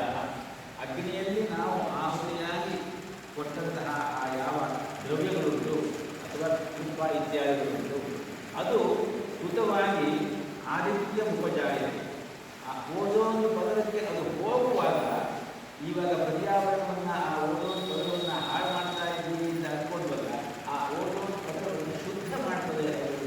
ವೈಜ್ಞಾನಿಕವಾಗಿ ಅದು ಸಿದ್ಧವಾಗಿದೆ. ಹಾಗಾಗಿ ಆದಿತ್ಯ ಉಪಜಾಯತೆ, ಅಲ್ಲಿ ಹೋದದ್ದು ಏನು ಮಾಡುತ್ತದು? ಆದಿತ್ಯ ಜಾಯತೆ ವೃಷ್ಟಿ, ಮೋಡಕಟ್ಟೆ ಮಳೆ ಬರಲಿಕ್ಕೆ ಕಾರಣವಾಗುತ್ತದೆ. ವೃಷ್ಟೇ ಅನ್ನಂ ಅನ್ನಾದ್ಭವಂತಿ ಪರ್ಜನ್ಯ ಅಲ್ವಾ, ಅನ್ನಾದ್ಭವಂತಿ ಭೂತಾನಿ ಪರ್ಜನ್ಯಾದ ಅನ್ನ ಸಂಭವ. ಆ ರೀತಿಯಲ್ಲಿ ವೃಷ್ಟೇರನ್ನಂ ತತಃ ಪ್ರಜಾ ಅನ್ನಾದ್ಭವಂತಿ ಭೂತಾನಿ ನಮ್ಮ ಸರ್ಕಲಿಗೆ ಸರಿಯಾದ ರೀತಿಯಲ್ಲಿ. ಇದಕ್ಕೆ ಒಂದು ಉದಾಹರಣೆ ತುಂಬ ವರ್ಷದ ಹಿಂದೆ ನಡೆದಿದ್ದು. ಭೂಪಾಲದಲ್ಲಿ ಒಂದು ದೊಡ್ಡ ದುರಂತ ಇದೆ. ಜ್ಞಾಪಕ ಇದೆಯಲ್ಲ, ಒಂದು ಮಲ್ಟಿನ್ಯಾಷನಲ್ ಕಂಪನಿ ಲೀಕ್ ಆಗಿಬಿಟ್ಟು, ಗ್ಯಾಸ್ ಲೀಕ್ ಆಗಿಬಿಟ್ಟು 106 ಜನ ತಗೊಂಡು ಆ ಪರಿಸರ 50-60 ಕಿಲೋಮೀಟರ್ ಪಾತ್ರದಲ್ಲಿ ಇದ್ದಂತಹ ಎಷ್ಟೋ ಕುಟುಂಬಗಳು, ಎಷ್ಟೋ ಜನರು ನಾಶವಾದರು. ಇದು ಆವಾಗ ಒಂದು ದೊಡ್ಡ ಇಶ್ಯೂನೇ ಆಗೋದು. ರಾಜೀವ್ ಗಾಂಧಿ ಕಾಲ, ಆಮೇಲೆ ಅವನು ಓದೋದಿಲ್ಲ, ಅವನು ಅಲ್ಲೇ ಅಷ್ಟೇ ಏನೂ ಆಗಲಿಲ್ಲ. ಅದು 50 ಲಕ್ಷ ಕಾಂಪನ್ಸೇಷನ್ ಇದು ಕೊಟ್ಟರು ಅಂತ ಹೇಳಿದ್ರೆ ಅದೇನು ಬರಲಿಲ್ಲ. ಆ ಸಮಯದಲ್ಲಿ ಒಂದು ಲೇಖನ ಬಂದಿತ್ತು, ವಿವಿಧ ತರಂಗ ಅಂತ ಒಂದು ಲೇಖನ, ಒಂದು ಪತ್ರಿಕೆ ಬರ್ತಾ ಇತ್ತು. ಅದರಲ್ಲಿ ಒಂದು ಲೇಖನ ಬರ್ತಾ ಇತ್ತು. ಅದು ಆದ ರಾತ್ರಿ ಆ ಗ್ಯಾಸ್ ಏನು ಎಕ್ಸ್ಪ್ಲೋಡ್ ಆಗಿಲ್ಲ, ಆ ರಾತ್ರಿ ಎಲ್ಲ ಕಡೆಯೂ ಗ್ಯಾಸ್ ತಿಳ್ಕೊಂಡ್ಬಿಟ್ಟು ಉಸಿರಾಡಲಿಕ್ಕೆ ಆಗಲಿಲ್ಲ, ಕೆಮ್ಮು, ಕಣ್ಣು ಕೆಂಪಾಗೋದು, ಈ ಥರ ಎಲ್ಲ ಆಗ್ತಾ ಇರ್ತದೆ. ಆ ಯಾವ ಆ ಫ್ಯಾಕ್ಟ್ರಿನೋ ಇದೆಲ್ಲ ಇದ್ದಲ್ಲ ಕಾವಲ, ಅಲ್ಲಿಂದ ಸುಮಾರು 7 ಕಿಲೋಮೀಟರ್ಗಳಿಗೆ ಒಂದು ರೆಸಿಡೆನ್ಷಿಯಲ್ ಇದೆ. ಅಲ್ಲಿ ಒಬ್ಬರು ಮಿಶ್ರ ಅಂತ ಹೇಳೋದು, ಅವರು ಅಗ್ನಿಹೋತ್ರಿಗಳು. ಅಂತಹ ಅಗ್ನಿಹೋತ್ರಿಗಳು ಆ ರೆಸಿಡೆನ್ಷಿಯಲ್ ಏರಿಯಾದಲ್ಲಿ 2-3 ಜನ ಇರ್ತಾರೆ. ಕೆಲಸನೂ ಮಾಡ್ತಾ ಇದ್ರು ಆ ಕಂಪನಿಯಲ್ಲಿ. ಅವರ ಮನೆಯಲ್ಲಿ ಪ್ರತಿನಿತ್ಯ ಅಗ್ನಿಹೋತ್ರ ಮಾಡ್ತಾರೆ. ಆ ಅಗ್ನಿಹೋತ್ರದ ಪ್ರಭಾವದಿಂದಾಗಿ ಆ 2-3 ಮನೆಯಲ್ಲಿದ್ದವರಿಗೆ ಇದನ್ನು ಯಾವ ಪರಿಣಾಮಕ್ಕೂ ಗೊತ್ತೇ ಆಗಿಲ್ಲ. ಮನೆ ಒಳಗೆ ಇದ್ದುಬಿಟ್ಟಿದ್ದಾರೆ, ಏನೂ ತೊಂದರೆ ಆಗಿಲ್ಲ. ಆ ರೀತಿಯಲ್ಲಿ ಅವರು ಅದರಿಂದ ಸೇಫ್ ಆದರು ಅಂತ ಹೇಳಿ ಒಂದು ಲೇಖನವೇ ಬಂದಿತ್ತು. ಅಂದರೆ ಯಜ್ಞ ಮಾಡುವುದರಿಂದ ಪರಿಣಾಮ ಒಳ್ಳೆಯ ಫಲ ಸಿಗುತ್ತೆ, ಆದರೆ ಸರಿಯಾದ ರೀತಿಯಲ್ಲಿ ಮಾಡಬೇಕು. ಇವತ್ತಿನ ಸಂದರ್ಭದಲ್ಲಿ ಆ ಮಂತ್ರಗಳನ್ನು ಹೇಳುವ ಕೋರ್ಸ್ ಇದೆ, ಜೊತೆಗೆ ಎಲ್ಲವೂ ಕೂಡ ಕಮರ್ಷಿಯಲ್ ಆಗಿದೆ. ಹಾಗಾಗಿ ಆ ಮಟ್ಟದಲ್ಲಿ ಆ ಮಂತ್ರದ ಉಚ್ಚಾರಣೆ ಆಗೋದಿಲ್ಲ. ಮಂತ್ರದ ಉಚ್ಚಾರಣೆ ಮಾತ್ರವೇ ಅಲ್ಲ, ಕ್ರಿಯಾಕರ್ಮಗಳು ಕೂಡ ಅದೇ ರೀತಿಯಲ್ಲಿ ಆಗುತ್ತೆ. ನಾವು ಏನು ಮಾಡಿದರೂ ಕೂಡ ಉಪನಿಷತ್ ಹೇಳುವಂತೆ ಯದೇವ ವಿದ್ಯೆಯ ಕರೋತಿ, ಉಪನಿಷದಯ ಕರೋತಿ, ಶ್ರದ್ಧೆಯ ಕರೋತಿ, ಭಕ್ತಿಯ ಕರೋತಿ, ತದೇವ ವೀರ್ಯವತ್ತರಂ ಬಲವತ್ತರಂ ಭವತಿ. ಯಾವುದನ್ನು ತಿಳಿದುಕೊಂಡು ಮಾಡ್ತೀವಿ, ಹತ್ತಿರದಲ್ಲಿ ಕುಳಿತುಕೊಂಡು ಮಾಡ್ತೀವಿ, ಶ್ರದ್ಧೆಯಿಂದ ಮಾಡ್ತೀವಿ, ಜೊತೆಗೆ ಭಕ್ತಿಯಿಂದ ಮಾಡ್ತೀವಿ, ಅಂತಹ ಸಂದರ್ಭದಲ್ಲಿ ಮಾತ್ರವೇ ಅದು ವೀರ್ಯವತ್ತರವೂ ಬಲವತ್ತರವೂ ಆಗುತ್ತೆ. ಆ ರೀತಿಯಲ್ಲಿ ಪರ್ಯಾವರಣವನ್ನು ಸರಿಯಾದ ರೀತಿಯಲ್ಲಿ ಕಾಪಾಡುವ ಶಕ್ತಿ ಈ ಹೋಮಿಸುವ ಯಜ್ಞದಿಂದಲೂ ಉಂಟು ಅಂತ ಹೇಳಿ ಹಿಂದಿನ ಋಷಿಮುನಿಗಳೆಲ್ಲ ಅದನ್ನು ಮಾಡ್ತಾ ಇದ್ರು. ಆ ಆದರೆ ಇವತ್ತಿನ ಸಂದರ್ಭಕ್ಕೆ ನಾವು ಅದನ್ನು ಕಾಣಲಿಕ್ಕೆ ಸಾಧ್ಯವಿಲ್ಲ. ಅದನ್ನು ಇಲ್ಲಿ ಹೇಳ್ತಾ ಇದ್ದಾರೆ ಸ್ವಾಮೀಜಿ. ಅಂತೆಯೇ ಸೂರ್ಯನಿಂದ ಬರುವ ಹಾನಿಕಾರಕ ಪರ್ಯಾವರಣವನ್ನು ವಿಷಮಯವಾಗಿಸುವ ಅನೇಕ ಸಂದರ್ಭಗಳನ್ನು ನಾವು ನೋಡಬಹುದು. ಈ ವಿಷಯ ಮಾನವನ ಮಟ್ಟಿಗೆ ತುಂಬ ಮುಖ್ಯವಾಗಿದೆ. ಈ ಎಲ್ಲ ವಿಷಯವೂ ಆ ಒಂದು ಪದ ಯಜ್ಞ ಅನ್ನುವ ಆ ಪದದ ಅಡಿಯಲ್ಲಿ ಬರುತ್ತದೆ. ಹೀಗೆ ಯಜ್ಞವಿದ್ದರೆ ಕೇವಲ ವೈದಿಕ ಕರ್ಮಕಾಂಡದ ಮಂತ್ರಗಳ ಜಾಗದಲ್ಲಿ ಅಗ್ನಿಯಲ್ಲಿ ಹೋಗಿಸುವುದು ಮಾತ್ರವೇ ಅಲ್ಲ. ಅಷ್ಟೇ ನಾವು ತಿಳ್ಕೊಳ್ಬೇಕು. ಗೀತೆಯಲ್ಲಿ ಬರುವ ಈ ಪದಕ್ಕೆ ಈ ನೈತಿಕ ಪ್ರಜ್ಞೆ, ಈ ಸೇವಾ ಮನೋಭಾವ, ಈ ತ್ಯಾಗ, ಕೊಡುವ ಸಾಮರ್ಥ್ಯ ಬರೀ ತೆಗೆದುಕೊಳ್ಳುವುದಲ್ಲ. ಇಷ್ಟಾಭೋಗಾಧಿವೋ ದೇವರ ಪ್ರಾರ್ಥ್ಯಂತೆ ಯಜ್ಞಭಾವಿತ ಕೈದತ್ತಾಂ ಅಪ್ರದಾಯೈತಿಯೋ ಯೋಗುಂದೆ ಸ್ಥೇನ ಏವತ ಅಂತ ಓದ್ಕೊಳ್ತವಲ್ಲ ನಾವು. ಅದನ್ನು ಇಲ್ಲಿ ಹೇಳ್ತಾ ಇದ್ದಾರೆ. ಹಾಗೆ ಈ ಎಲ್ಲ ಅರ್ಥವ್ಯಾಪ್ತಿಯನ್ನು ಒಳಗೊಂಡು ತ್ಯಾಗ ಮತ್ತು ಸೇವೆ ಇದು ಯಾವ ರೀತಿಯಲ್ಲಿ ಆಗಬೇಕು ಅನ್ನೋದನ್ನು ಸ್ವಾಮಿ ವಿವೇಕಾನಂದರು ಸುಂದರವಾಗಿ ಹೇಳಿದ್ದಾರೆ. ಸೇವಾ R serving others selflessly is not the prerogative of the wealthy and powerful. ಅದನ್ನು ನಾವು ಮೊದಲು ತಿಳ್ಕೊಳ್ಬೇಕು. ಇದನ್ನು ಚಿನ್ಮಯ ಸ್ವಾಮಿಗಳಿಂದ ಬಹಳ ಸುಂದರವಾಗಿ ಹೇಳೋದು. Spirituality is neither a privilege of the poor not the luxury of the rich. It is a choice of the wise man. ಆ ರೀತಿಯಲ್ಲಿ ಸೇವಾ can be words of sympathy, sharing sorrow, instilling optimistic thoughts in defeated souls, directing them towards the door of God, showing the way of honesty to the dishonest. Why should we help others? Why should we help others? Vivekananda ಹೇಳ್ತಾರೆ, apparently to help the world. ವ್ಯಕ್ತವಾಗಿ apparently to help the world. But really to help others, to really help ourselves. Do not stand on a high pedestal and take 5 cents in your hand and say, "Here, my poor man." But be grateful that the poor man is there, so that by making a gift to him, you are able to help yourself. It is not the receiver that is blessed. It is really the giver who is blessed. Be thankful that you are allowed to exercise your power of benevolence and mercy. ಔದಾರ್ಯ ಮತ್ತು ಕಾರುಣ್ಯ ತೋರಲಿಕ್ಕೆ ನಿಮಗೊಂದು ಅವಕಾಶ ಕೊಟ್ಟಿದ್ದಾನೆ. ಆ ಅವಕಾಶವನ್ನು ಉಪಯೋಗಿಸಿಕೊಂಡಿದ್ದ ಸತ್ಪಾತ್ರವನ್ನು ಎದುರಿಗೆ ಕೊಟ್ಟಿದ್ದಾನೆ ಅಂತ ಹೇಳ್ಬಿಟ್ಟು ಅವನಿಗೆ ನಾವು ಕೃತಜ್ಞರಾಗಿರಬೇಕು, ಸೇವೆ ಮಾಡಬೇಕು. Mercy in the world and thus become pure and ನಾವು ಮಾಡುವ ಕರ್ಮಗಳು ಯಜ್ಞದ ಜ್ವಾಲೆಯಲ್ಲಿ ತಪನವಾಗಿ ಬೇಯದೆ ಹೋದರೆ ನಾವು ಪ್ಯೂರ್ ಆಗುತ್ತೆ, ನಾವು ಪರ್ಫೆಕ್ಟ್ ಆಗುತ್ತೆ. ಆ ಯಜ್ಞ ಅನ್ನುವ ಭಗವಂತನ ಮುಂದೆ ಇಟ್ಟುಕೊಂಡು ಮಾಡುವಂತಹ ಕರ್ಮಗಳಲ್ಲಿ ಯಜ್ಞ ಜ್ವಾಲೆಯಿಂದ ಯಜ್ಞಶಿಷ್ಟಾಶಿನ ಸಂತೋ ಮುಚ್ಚಂತೆ ಸರ್ವಕಿಲ್ವಿಷೇವಿ ಉಂದತೆ ಸ್ವಗಂ ಪಾಪ ಏ ಪಟ್ಟದಂತೆ ಆತ್ಮಕಾರಣ ಅಂತ ಇನ್ನೊಂದು ಶ್ಲೋಕದ ಅರ್ಥವನ್ನು ನಾವು ಇದನ್ನೆಲ್ಲ ನೋಡ್ಬೋದು. ಆ ರೀತಿಯಲ್ಲಿ ಇಲ್ಲಿ ಆ ಜಗಚ್ಚಕ್ರ, ಇನ್ನು ಇದು ಇಕಲಾಜಿಕಲ್ ಸೈಕಲ್ ಇದ್ದಂತೆ ಇದು ಜಲಚಕ್ರ ಕೂಡ ಹೌದು. ಭಾರತೀಯರು ಸೃಷ್ಟಿಗೆ ಮೂಲ ಘಟಕಗಳಾಗಿ ಕಂಡುಕೊಂಡಂತಹ ಪಂಚಮಹಾಭೂತಗಳಲ್ಲಿ ನೆಲಕ್ಕೆ ಮೊದಲನೆಯ ಸ್ಥಾನವಾದರೆ ಜಲಕ್ಕೆ ಎರಡನೆಯ ಸ್ಥಾನ. ನೆಲವೆನ್ನುವುದು ಬಹುತೇಕ ಸ್ಥಾವರ ಜಂಗಮಗಳ ಒಂದು ನೆಲೆಯಾದರೆ ಜಲವೆನ್ನುವುದು ಎಲ್ಲ ಜೀವಿಗಳನ್ನು ಸಲಹುವ ಜೀವ ಸೆರೆ ಮಹಾಕಾಯಿ. ಆದ್ದರಿಂದಲೇ ನೀರು ಅದರ ಚಕ್ರವನ್ನು ಸರಿಯಾದ ರೀತಿಯಲ್ಲಿ ಇಟ್ಟುಕೊಂಡಿರಬೇಕು. ನೆಲದಿಂದ ಆವಿಯಾಗಿ ಮೇಲೆದ್ದು ಭೂಮಿಯನ್ನು ಸೇರಿ ಅಲ್ಲಿಂದ ಮೋಡಗಟ್ಟಿ ಮಳೆಯಾಗಿ ನೆಲಕ್ಕೆ ಇಳಿಯದೇ ಹೋದರೆ, ನಿರಂತರವಾಗಿ ಆ ಚಕ್ರ ಸರಿಯಾದ ರೀತಿಯಲ್ಲಿ ಚಕ್ರ ತಿರುಗದೇ ಹೋದರೆ ಈ ಭೂಮಿಯಲ್ಲಿ ನಡೆಯುವ ಜೀವನ ಚಕ್ರ ತನ್ನ ಪರಿಭ್ರಮಣ ಕ್ಷಮತೆಯನ್ನು ಸರಿಯಾಗಿ ಇಟ್ಟುಕೊಳ್ಳುವುದು ಸಾಧ್ಯವಿಲ್ಲ.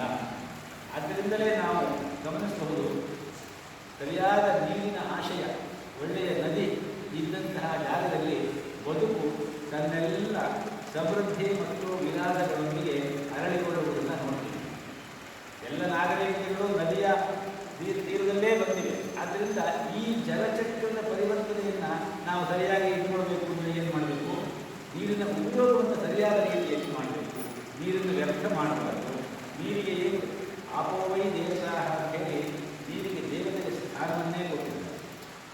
ಅಂತರ್ಬಹಿರ್ತ ನಮ್ಮ ಹೊರಗೂ ಮತ್ತು ಒಳಗನ್ನು ಸರಿಯಾದ ರೀತಿಯಲ್ಲಿ ತೊಳೆದು ಶುದ್ಧ ಮಾಡುವ ಆ ನೀರು ಅದು ಕೇವಲ ನೀರಲ್ಲ, ಅದು ದೇವತಾಂಶವನ್ನು ಮಂತ್ರ ಜಲ ಪಾವನ ತೀರ್ಥ ಅಂತ ಹೇಳ್ತಾರೆ. ಆದ್ದರಿಂದ ಆ ಜಲಚಕ್ರ ಸರಿಯಾಗಿ ಇರಬೇಕಾದ್ರೆ ನಾವು ಇದನ್ನು ಅನ್ನಾರ್ಥವತ್ತಾಗಿ ಪರ್ಜನ್ಯ ಲಂಬಸಂಭವ ಅಂತ ಹೇಳುವಾಗ ಆ ಪರ್ಜನ್ಯ ಹೇಗೆ ಬರಬೇಕು, ಅದಕ್ಕೆ ಅನುಗುಣವಾಗಿ ನಾವು ಇದನ್ನ ಯಾವ ಕಾರ್ಯವನ್ನು ಮಾಡಬೇಕು ಮಾಡಬಾರದು, ಈ ಎಲ್ಲ ಮನೋಭಾವವನ್ನು ಒಳಗಡೆ ಬರಬೇಕು. ಇನ್ನೊಂದು ಅನ್ನಚಕ್ರ. ಅನ್ನ ಹೇಗೆ ಬರ್ತದೆ? ಇದನ್ನು ಈ ತ್ಯಾಗ ಮತ್ತು ಸೇವೆ ಈ ಎಲ್ಲ ಅರ್ಥವ್ಯಾಪ್ತಿಯನ್ನು ಒಳಗೊಂಡದ್ದು ಅಂತ ಹೇಳ್ತಾರೆ ಸ್ವಾಮೀಜಿಯವರು. ಪ್ರಕೃತಿಯನ್ನು ನಾವು ತೀರಾ ದೋಚಿದರೆ ಅದು ಮಾನವ ಜನಾಂಗವನ್ನೇ ನಾಶ ಮಾಡಿತು ಎಂಬ ಪಾಠ ಗೀತೆಯಲ್ಲಿ ಈ ಶ್ಲೋಕಗಳಲ್ಲಿ ನಾವು ನೋಡ್ತೀವಿ. ಈ 9ರಿಂದ 16ನೇ ಶ್ಲೋಕದ ಒಂದು ಖಂಡ ನಮಗೆ ಕೆಲವು ಚಕ್ರ ಪರಿವರ್ತನೆಗಳ ನಿರಂತರತೆ ಎಷ್ಟು ಮುಖ್ಯ ಎಂಬುದನ್ನು ತಿಳಿಸುತ್ತದೆ. ಇದನ್ನು ಜೀವಿ ಪರಿಸ್ಥಿತಿಯ ಚಕ್ರ ಅಂತ ಹೇಳುತ್ತೆ, ಈಕೋಲಾಜಿಕಲ್ ಸೈಕಲ್ ಎನ್ನಬಹುದು.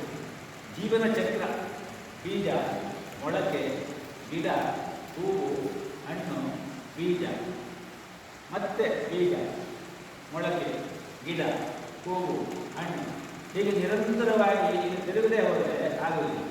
ಜೀವನವೂ ಹಾಗೇನೆ.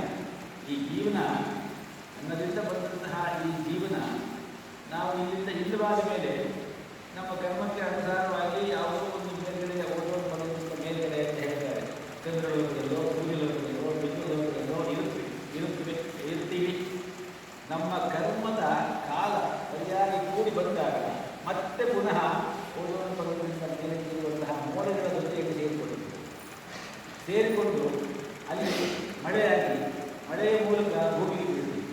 ಭೂಮಿಗೆ ಬಿದ್ದು ಸಸ್ಯ ಯಾವ ಮಳೆ ಆ ಮಳೆ ಯಾವ ಸಸ್ಯಕ್ಕೆ ಹೋಗ್ತದೋ ಪರ್ಟಿಕ್ಯುಲರ್ ಆಗಿ ಇದೆಲ್ಲ ವಿಧಿ ಲಿಖಿತವಾದಂತಹ ರೀತಿಯಲ್ಲಿ ಆಗುವಂತಹ ಯಾರು ತಿನ್ನಬೇಕು ಆ ಗಿಡದಲ್ಲಿ ಬಂದಂತಹ ಫಲವನ್ನು, ಯಾರಿಗೆ ಹುಟ್ಟಬೇಕು ಆ ವ್ಯಕ್ತಿ, ಇದೆಲ್ಲ ಪ್ರೀತಿಷ್ಟೇ. ಆದ್ದರಿಂದ ಆ ಸಸ್ಯಕ್ಕೆ ಹೋಗುತ್ತೆ ಆ ಜೀವ. ಆ ಸಸ್ಯದಲ್ಲಿ ಉಂಟಾದಂತಹ ಧಾನ್ಯವೋ ಹಣ್ಣೋ ಅದರ ಮೂಲಕವಾಗಿ ಪುರುಷನ ರೇತಸ್ಸನ್ನು ಶುಕ್ರವನ್ನು ಪ್ರವೇಶ ಮಾಡುತ್ತೆ. ಪುರುಷನ ರೇತಸ್ಸಿನಿಂದ ಗರ್ಭಪಾತ್ರೆಗೆ ಹೋಗುತ್ತೆ, ಮತ್ತೆ ಹುಟ್ಟಿರುತ್ತೆ. ವೃತ್ತಿ ಬೀಜಂ ಭವೇ ಜನ್ಮ, ಜನ್ಮ ಬೀಜಂ ಭವೇ ವೃತ್ತಿ. ಹೀಗೆ ನಿರಂತರವಾಗಿ ಈ ಜೀವನ ಚಕ್ರ ನಡೀತಾನೇ ಇರಬೇಕು. ಅದು ನಿಲ್ಲುವಂತೆಯೇ ಇಲ್ಲ. ಅದನ್ನು ನಾವು 2ನೇ ಅಧ್ಯಾಯದಲ್ಲಿ ಇದನ್ನೆಲ್ಲ ಚಿಂತನೆ ಮಾಡಿದ್ದೇವೆ. ಅದನ್ನು ಇಲ್ಲಿ ಹೇಳ್ತಾ ಇದ್ದಾರೆ. ಬೀಜ, ಮೊಳಕೆ, ಗಿಡ, ಹೂವು, ಹಣ್ಣು, ಮತ್ತೆ ಬೀಜ. ಇದೊಂದು ಚಕ್ರ. ಭೂಮಿಗೆ ಬಿದ್ದ ಸೂರ್ಯನ ಶಕ್ತಿಯ ಒಂದು ಭಾಗ ಹೀರಲ್ಪಟ್ಟು ಇನ್ನು ಸ್ವಲ್ಪ ಗಿಡಮರಗಳಾಗಿ, ಪ್ರಾಣಿಗಳಾಗಿ, ಮನುಷ್ಯನಾಗಿ ಅವನು ಸೃಷ್ಟಿಸುವ ಅನೇಕ ಶಕ್ತಿಗಳಾಗಿ ಏನೇನು ಎನರ್ಜಿ ಇದೆಯೋ ಈ ಲೋಕದಲ್ಲಿ ಅದೆಲ್ಲವೂ ಕೂಡ ಸೂರ್ಯನಿಂದಲೇ ಬಂದಿರುವುದು. ಲಕ್ಷಾಂತರ ವರ್ಷಗಳಿಂದ ಭೂಮಿಯ ಒಳಗೆ ಇರುವಂತಹ ಕಲ್ಲಿದ್ದಲಾಗಲಿ, ಪೆಟ್ರೋಲ್ ಆಗಲಿ, ಸೂರ್ಯನ ಶಾಖವೇ ಸರಿಯಾದ ರೀತಿಯಲ್ಲಿ ಅಲ್ಲಿ ಅದು ಉತ್ಪತ್ತಿ ಆಗಲಿಕ್ಕೆ ಕಾರಣವಾಗಿದೆ ಅಂತ ಹೇಳ್ತಾರೆ. ಸೂರ್ಯನ ಒಂದು ವೇದವನ್ನು ಹೇಳ್ತಾರೆ. ಸೂರ್ಯೋ ಮರಿ ಹಿಮಾದತ್ತೆ ಸರ್ವಸ್ಮಾತ್ ಭುವನಾದಧಿ ತಸ್ಯಾ ಪಾಠವಿಶೇಷೇಣ ಮೃತಕಾಲ ವಿಶೇಷಣಂ ಅಂತ ಹೇಳಿ ಯಜುರ್ವೇದದ ಸಂಹಿತೆಯಲ್ಲಿ ಬರುವಂತಹ ಅರುಣ ಮಂತ್ರದಲ್ಲಿ ಹೇಳ್ತಾರೆ. ಸೂರ್ಯ ತನ್ನ ಕಿರಣಗಳನ್ನು ಆದತ್ತೆ ಬಿಟ್ಟು ಭೂಮಿಯ ವಸ್ತುಗಳನ್ನೆಲ್ಲ ಹೀರಿಕೊಳ್ತಾರೆ. ಸೂರ್ಯೋ ಮರಿ ಹಿಮಾದತ್ತೆ ಸರ್ವಸ್ಮಾತ್ ಭುವನಾದಧಿ. ಇಡೀ ಭುವನದಲ್ಲಿ ತನ್ನ ಕಿರಣಗಳನ್ನೆಲ್ಲ ಕಡೆಗೂ ಬಿಟ್ಟು ಆ ವಸ್ತುಗಳನ್ನು ಹೀರಿಕೊಳ್ತಾರೆ. ಸಸ್ಯ ಪಾಕ ವಿಶೇಷೇಣ. ಅವನು ಅದನ್ನು ಹೀರಿಕೊಂಡು ಒಂದು ವಿಶೇಷವಾದ ಪಾಕ ಮಾಡ್ತಾನೆ. ಆ ಪಾಕ ಮಾಡಿ ಎನರ್ಜಿಯನ್ನು ಉತ್ಪತ್ತಿ ಮಾಡ್ತಾನೆ. ಆ ಎನರ್ಜಿಯನ್ನು ಕೆಳಗಡೆ ಮತ್ತೆ ಕಳಿಸ್ತಾನೆ. ಮಳೆ ಒಂದು ರೀತಿಯಾದರೆ ಸೂರ್ಯಶಕ್ತಿಯ ದೀಪ ಮತ್ತು ಬೇರೆ ಬೇರೆ ಶಕ್ತಿಗಳು ಇವೆಲ್ಲ ಇನ್ನೊಂದು ರೀತಿ. ಭೂಮಿಯ ಒಳಗಡೆಗೂ ಕೂಡ ಅವನು ಪಾಪ ಮಾಡುವ ಆ ಶಕ್ತಿ ಹೋಗುತ್ತೆ ಕಿರಣಗಳು. ಆ ರೀತಿಯಲ್ಲಿ ಕಲ್ಲಿದ್ದಲಾಗಲಿ ಪೆಟ್ರೋಲ್ ಆಗಲಿ ಇವೆಲ್ಲವೂ ಕೂಡ ಸೂರ್ಯನ ಶಕ್ತಿ ಅಂತಲೇ ಹೇಳ್ತಾರೆ.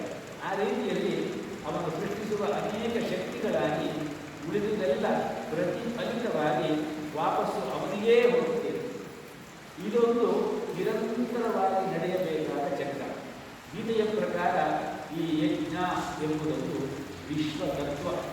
ಆಧುನಿಕ ವಿಜ್ಞಾನ ವಸ್ತುಗಳ ಪಾರಸ್ಪರಿಕ ಸಂಬಂಧ ಏನು ಹೇಳುತ್ತೋ ಇದನ್ನೇ ಅವರು ಹೇಳುವುದು ಕೂಡ. ಇದು ರಂಗನಾಥನಲ್ಲಿ ಈ ಯಜ್ಞ ತತ್ವಕ್ಕೆ ಕೊಟ್ಟಿರುವಂತಹ ವಿಶಾಲವಾದಂತಹ ಮನೋಭಾವ.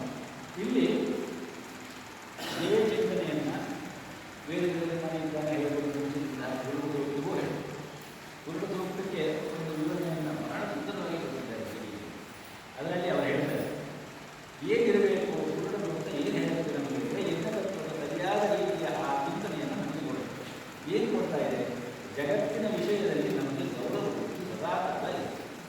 ಪುರುಷ ಸರ್ವಂ ಯದ್ಭೂತಂ ಯದ್ಭವ್ಯಂ ಉತ ಅಮೃತತ್ವಸ್ಯ ಈಶಾನ. ಇದು ನಮಗಿರಬೇಕು. ಎರಡನೇದು ಜೀವನದ ವಿಷಯದಲ್ಲಿ ಗೌರವ ಇರಬೇಕು. ಏನೋ ಒಂದು ಜೀವನ ಮಾಡ್ತೀವಿ ಅಂತಲ್ಲ, ಈ ಜೀವನ ಭಗವಂತ ಕೊಟ್ಟಂತಹ ಒಂದು ದೇಣಿಗೆ, ಇದನ್ನು ಸರಿಯಾಗಿ ಮಾಡುವುದೇ ಅವರಿಗೆ ನಾವು ಸಲ್ಲಿಸುವ ಪೂಜೆ ಅನ್ನುವ ಮನೋಭಾವ ಇರಬೇಕು. ಹೀಗೆ ಜೀವನದ ವಿಷಯದಲ್ಲಿ ಗೌರವ ಇರಬೇಕು. ಸರ್ವಾಣಿ ರೂಪಾಣಿ ವಿನಿತ್ಯ ತೀರ ನಾಮಾನಿ ತತ್ವ ಅಭಿವದಂತ್ಯರಾಸ್ತೆ. ಆ ಮಂತ್ರ ಇದನ್ನೇ ಹೇಳುವುದು. ಮೂರನೇದು ಧರ್ಮದ ವಿಷಯದಲ್ಲಿ ಗೌರವ. ತಾನಿ ಧರ್ಮಾಣಿ ಪ್ರಥಮಾನ್ಯಾಸ ಅಥೋ ಧರ್ಮಾಣಿ ಧಾರಯತಿ. ಅದರಲ್ಲಿ ಧರ್ಮಗಳನ್ನೇ ಮುಖ್ಯವಾಗಿ ಹೇಳಿದ್ದಾರೆ. ಆದ್ದರಿಂದ ಧರ್ಮವನ್ನು ಧರಿಸಬೇಕು. ಧರ್ಮವನ್ನು ಧರಿಸುವುದು ಅಂತ ಹೇಳಿದ್ರೆ ಕೃಷ್ಣ ಈ ಗೀತೆಯಲ್ಲಿ ಹೇಳಿರುವಂತಹ ಯಾವ ಜಲಚಕ್ರ, ಪರ್ಯಾವರಣ ಚಕ್ರ, ಭೂಚಕ್ರ, ಆಮೇಲೆ ಅನ್ನಚಕ್ರ, ಬ್ರಹ್ಮಚಕ್ರ ಇವುಗಳನ್ನೆಲ್ಲ ನಿರಂತರವೂ ನಾವು ಭೇದಿಸುತ್ತಾ ಅದಕ್ಕೆ ಅನುಗುಣವಾಗಿ ಜೀವನ ಮಾಡಬೇಕು. ಈ ಪೂರ್ಣರೂಪದ ಅಥವಾ ಗೀತೆಯ ಈ 9 ಶ್ಲೋಕ 7 ಶ್ಲೋಕ 8 ಶ್ಲೋಕಗಳ ಒಂದು ಖಂಡದಿಂದ ನಮಗೆ ಗೊತ್ತಾಗಬೇಕಾದ ಏನು ಅಂತ ಹೇಳಿದ್ರೆ ಜಗತ್ತು ದುಷ್ಟವಲ್ಲ, ಅದು ನಮಗೆ ಶೋಧನ ಸ್ಥಾನ.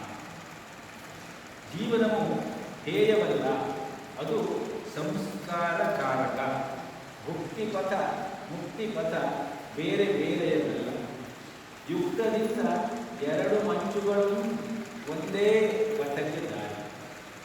ಸತ್ವಶೋಧನೆ ಲೋಕ ಸಂಸ್ಕಾರದಿಂದ ನಿನಗೆ ಶಕ್ತಿ ಅಧ್ಯಾತ್ಮ ಕಲುಕ. ಆ ಭುಕ್ತಿ ಮತ್ತು ಮುಕ್ತಿ ನಾವೆಲ್ಲ ಮುಕ್ತಿಯಿಂದ ದೊಡ್ಡ ಶಬ್ದ.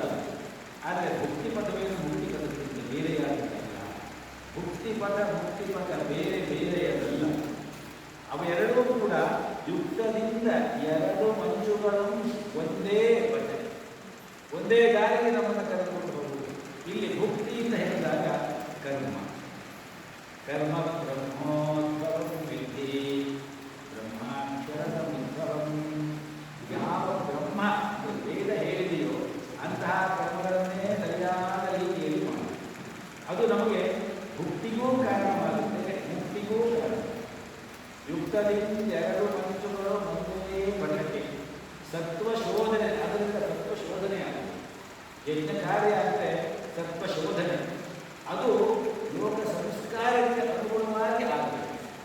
ಆ ಸತ್ವಶೋಧನೆಯಿಂದ ಲೋಕ ಸಂಸ್ಕಾರವಾಗ್ತದೆ ನಮಗೆ. ಅದು ಶಕ್ತಿಯಾಗಿ ಅಧ್ಯಾತ್ಮಕ್ಕೆ ನಮ್ಮನ್ನು ಕೈ ಹಿಡಿದು ನಡೆಸುತ್ತೆ ಅನ್ನುವಂಥ ಮಾತನ್ನು ಈ ಪೂರ್ಣರೂಪದ ಚಿಂತನೆಯನ್ನು ಪದ್ಯದಲ್ಲಿ ಈ ರೀತಿಯಾಗಿ ಹೇಳ್ತಾರೆ. ಕ್ಷುತ್ತು ಮಮತೆಗಳು ಜೀವಕ್ಕೆ ಹುಲಿಮೆ ಸುತ್ತಿಗೆಗಳಿವೆ. ಕ್ಷುತ್ತು ಅಂದರೆ ಹಸಿವು, ಮಮತೆ ಪ್ರೀತಿ, ಇವೆರಡೂ ಕೂಡ ಜೀವಕ್ಕೆ ಹುಲಿಮೆ ಸುತ್ತಿಗೆಗಳಿದ್ದಂತೆ. ನೀವು ಹುಲಿಮೆ ಮತ್ತು ಸುತ್ತಿಗೆ ಎಲ್ಲಿ ಕಾಣುತ್ತೆ? ಬ್ರಹ್ಮಾಂಡ ಶಾಲೆಯಲ್ಲಿ ಒಂದು ವಸ್ತುವನ್ನು ಕಾಯಿಸುವುದು, ಅದರ ಮೇಲೆ ಹೊಡೆಯುವುದು. ಕ್ಷುತ್ತು ಮಮತೆಗಳು ಎರಡೂ ಕೂಡ ಜೀವಕ್ಕೆ ಹುಲಿಮೆ ಸುತ್ತಿಗೆಗಳಿದ್ದಂತೆ. ಉತ್ತಮವದೆನಿಸುವುದು ಕಿಟ್ಟಗಳ ಕಳೆದು. ಅವನದನ್ನು ಹೀಗೆ ಇಟ್ಕೊಳ್ತಾನೆ, ಕಾಯಿಸ್ತಾನೆ, ಹೊಡಿತಾನೆ, ಉಪ್ಪಂತ ಊದಿ ಬೂದಿಯಲ್ಲಿ ಹಾಕಿ ಆವಾಗ ಅದು ಉತ್ತಮವಾಗಿದೆ. ಅದು ಹಾಗೆ ಆಗ್ತಾ ಆಗ್ತಾ ಆಗ್ತಾ 24 ಕ್ಯಾರೆಟ್ ಆಗುತ್ತೆ, 36 ಕ್ಯಾರೆಟ್ ಆಗುತ್ತೆ. ಹಾಗೆ ನಮ್ಮ ಕಿಟ್ಟುಗಳೆಲ್ಲ ಕಳೆದು ಹೋಗಬೇಕು. ಆ ಹಸಿವಿನಿಂದ ಮತ್ತು ಹಸಿವಿಗಾಗಿ ನಾವು ಕೆಲಸ ಮಾಡ್ತೀವಿ, ಹೊಟ್ಟೆ ತುಂಬಲಿಕ್ಕಾಗಿ ನಾವು ಕರ್ಮ ಮಾಡ್ತೀವಿ. ಆ ಕರ್ಮ ಹೆಚ್ಚಿನ ಭಾವನೆಯಲ್ಲಿ ಮಾಡಿದಾಗ ಅದೇನಾಗುತ್ತೆ ಅಂತ ಕೇಳಿದ್ರೆ ನಮ್ಮ ಆ ಕಿಟ್ಟುಗಳೆಲ್ಲ ಕಳೆದು ಹೋಗಲಿಕ್ಕೆ ಅನುಗುಣವಾಗಿ ಬರುತ್ತೆ. ಆ ರೀತಿಯಲ್ಲಿ ಉತ್ತಮವದೆನಿಗೂ ಕಿಟ್ಟಗಳ ಕಳೆದು ಚಿತ್ತ ಸಂಸ್ಕಾರ ಸಾಧನ ವಯ್ಯ ಸಂಸ್ಕಾರ. ಗೀತೆ ಬೇರೆ ಯಾರಿಗೂ ಅಲ್ಲ, ಗೀತೆ ನಮಗೆ ಚಿತ್ತ ಸಂಸ್ಕಾರ ಸಾಧನ ವಯ್ಯ ಸಂಸ್ಕಾರ ತತ್ವ ಪ್ರವೃತ್ತಿ. ತತ್ವವನ್ನು ತಿಳ್ಕೊಳ್ಬೇಕು ಅನ್ನುವ ಪ್ರಾಮಾಣಿಕವಾದ ಆಶಯ ಇಟ್ಟುಕೊಂಡಿರುವವರಿಗೆಲ್ಲ ಇದು ಬೇಕು. ಆದ್ದರಿಂದ ಸಂಸಾರವೇ ನಿಜವಾದ ಸಂಸ್ಕಾರಕಾರಕ ಶೋಧನಾ ಆಲಯ ಅಂತ ಹೇಳ್ತಾರೆ. ಆ ರೀತಿಯಲ್ಲಿ ಜೀವನ ಜಗತ್ತು ದುಷ್ಟವಲ್ಲ, ನಮಗೆ ಶೋಧನ ಸ್ಥಾನ. ಜೀವನವು ಧ್ಯೇಯವಲ್ಲ, ಅದು ಸಂಸ್ಕಾರ ಕಾರಕ. ಧರ್ಮವೆಂಬುದು ಕುರುಡು ಮಾಮೂಲಲ್ಲ, ಏನವದು ಮಾಡಲೇ ಅಲ್ಲ, ಕುರುಡು ಮಾಮೂಲಲ್ಲ, ಅದು ವಿಚಾರಪೂರ್ವಕವಾದ ಲೋಕಾರಾಧನೆ. ತುಂಬ ದೊಡ್ಡ ಮಾತನ್ನು ಹೇಳ್ತಾರೆ, ವಿಚಾರಪೂರ್ವಕವಾದ ಲೋಕಾರಾಧನೆ. ನಾವು ನಮಗಾಗಿ ಏನು ಕರ್ಮ ಮಾಡ್ತೀವಿ, ಆ ಕರ್ಮಕ್ಕೆ ಹೊರತಾಗಿ ನಮ್ಮ ಪ್ರಜ್ಞೆ ಭಾವವನ್ನು ಸರಿಯಾದ ರೀತಿ ಇಟ್ಕೊಂಡು ನಾವು ಬಹು ಜೀವನದ ಜೀವಾಂತರಂಗದಲ್ಲಿ ಅನ್ನುವ ರೀತಿಯಲ್ಲಿ ಸಮಾಜದ ಒಳಗೆ ಹೋಗಿ ಕೆಲಸ ಮಾಡಲಿಕ್ಕೆ ಸಾಧ್ಯವಾದರೆ ಅದು ವಿಚಾರಪೂರ್ವಕವಾದ ಲೋಕಾರಾಧನೆ. ಧರ್ಮವೆಂದರೆ ಭಗವದ್ ವಿಧೇಯತೆ ಮತ್ತು ಲೋಕ ಸಹಭಾಗ ಸ್ವೀಕಾರ. ಪರ್ಯಾವರಣದ ಮಾತುಕತೆ ಅನ್ನ ಎಲ್ಲಪ್ಪರ ರೆಡ್ಡಿ ಅಂತ ಕೇಳಿದರು, ನಿಮಗೆ ಗೊತ್ತೇ. ಬಹಳ ದೊಡ್ಡ ಸಸ್ಯವಿಜ್ಞಾನಿ, ಬಹಳ ದೊಡ್ಡ ಸಸ್ಯವಿಜ್ಞಾನಿ. ಅವರು ವಿದುರಾಶ್ವತ್ಥ ಅಂತ ಇದೆ, ಇಲ್ಲಿಂದ ಒಂದು 50-60 ಕಿಲೋಮೀಟರ್, ಸುಮಾರು 30 ವರ್ಷಗಳ ಕೆಳಗೆ ಅಲ್ಲಿ ಒಂದು 35 ಎಕರೆ ಜಾಗವನ್ನು ಸುಮಾರು 15,000-20,000 ಗಿಡಗಳನ್ನು ಹಾಕಿ ಮಾಧವ ವನ, ತಪೋವನ ಅಂತ ಹೇಳಿ ಸೃಷ್ಟಿ ಮಾಡಿ. ಒಬ್ಬ ವ್ಯಕ್ತಿ, ಅವರ ದೂರದೃಷ್ಟಿ ಇವತ್ತು ಅಲ್ಲಿ ಆ ರೀತಿಯಲ್ಲಿ ನಡೆಸ್ತಾ ಇದೆ. ಇನ್ನೊಂದು ಸ್ವಲ್ಪ ವರ್ಷದ ಮೇಲೆ ಬಹುಶಃ ನಮ್ಮ ವಿವೇಕಾನಂದರಾಗಿರುವ ಹಾಗೆ ಆಗುವ ಅಕ್ಷಯಗಳಿವೆ. ಯಾಕೆಂದರೆ ಅಕ್ಷಯದಲ್ಲೆಲ್ಲ ಎಲ್ಲ ದೇವರಿಂದ ಪ್ರೇರೇಪಿತರಾದಂತಹ ಜನಗಳೇ ಇರ್ತಾರೆ. ಆದ್ದರಿಂದ ಅದು ಆಗಬಹುದು. ಸೊ ನಮಗೆ ಇದನ್ನು ಜ್ಞಾಪಿಸಿಕೊಂಡಾಗ ಏನಾಗುತ್ತೆ ಅಂದರೆ ನಾವು ಮಾಡುವ ಕೆಲಸದಲ್ಲಿ ಎಷ್ಟು ಸಾರ್ಥಕತೆ ಮತ್ತು ಅರ್ಥ ವಿಚಾರವಂತಿಕೆ ಇದೆ ಇರುವುದಿಲ್ಲ.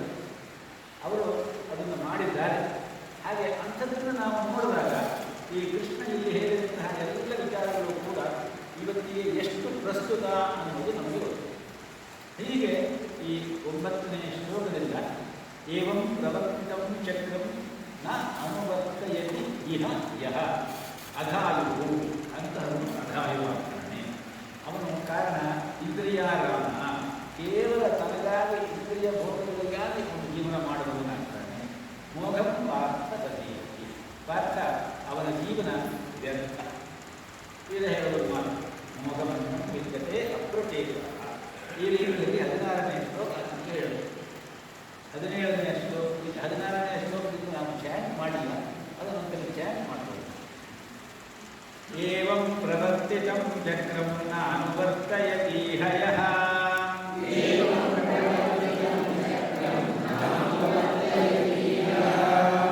ಏವಂ ಪ್ರವರ್ತಿತಂ ಚಕ್ರಂ ನಾನುವರ್ತಯತಿ ಯಯಃ ಅಘಾಯುರಿಂದ್ರಿಯಾರಾಮೋ ಮೋಘಂ ಪಾರ್ಥ ಸ ಜೀವತೆ. ಅಘಾಯಂದ್ರಿಯೋ ಮೋಘಂ ಪಾರ್ಥ ಸ ಜೀವತೆ. ಅಘಾಯೇಂದ್ರಿಯೋ ಮೋಘಂ ಪಾರ್ಥ ಸ ಜೀವತೆ. ಏವಂ ಪ್ರವರ್ತಿತಂ ಚಕ್ರಂ ನಾನುವರ್ತಯತಿ ಹಯಃ ಅಘಾಯುರಿಂದ್ರಿಯಾರಾಮೋ ಮೋಘಂ ಪಾರ್ಥ ಸ ಜೀವತೆ. ಏವಂ ಪ್ರವರ್ತಿತಂ ಚಕ್ರಂ ನಾನುವರ್ತಯತಿ ಹಯಃ ಅಘಾಯೇಂದ್ರಿಯೋ ಮೋಘಂ ಪಾರ್ಥ ಸ ಜೀವತೆ. ಏವಂ ಪ್ರವರ್ತಿತಂ ಚಕ್ರ ನಾನುವರ್ತಯತಿ ಹಯಃ ಅಘಾಯೇಂದ್ರಿಯೋ ಮೋಘಂ ಪಾರ್ಥ ಸ ಜೀವತೆ. ಯಸ್ತ್ವಾತ್ಮರತಿರೇವಸ್ಯಾತ್ಮತೃಪ್ತಶ್ಚ ಮಾನವಃ ಯಸ್ಮಾರತ್ಮೇರಸ್ಯ ತೃಪ್ತಶ್ಚ ಮಾನವಃ